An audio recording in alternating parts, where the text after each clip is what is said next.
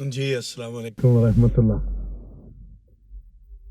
میری کمی بیشی معاف کے ساتھ یہ ہے کہ یہ جو سچویشن پاکستان میں بنی ہوئی ہے نا،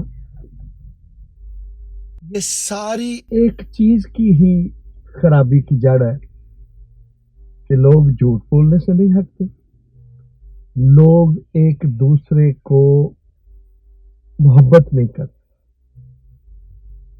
یاد رکھنا، یہ جو جھوٹ اور دھوکہ، سارا کچھ مسلمان آدمی بڑے سے بڑا گناہ کر سکتا ہے لیکن وہ جھوٹ نہیں بولتا، وہ دھوکہ نہیں دیتا۔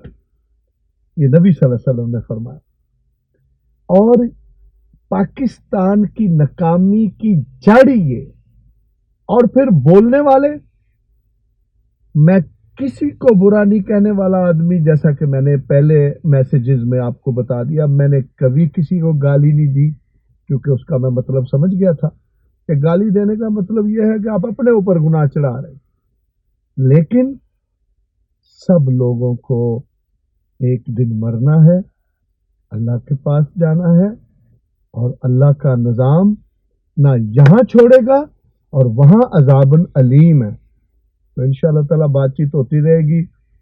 حلال رزق عین عبادت ہے، حلال سے پیٹ بھرا ہوگا تو سب کچھ قبول ہو گیا، قبول ہو گیا۔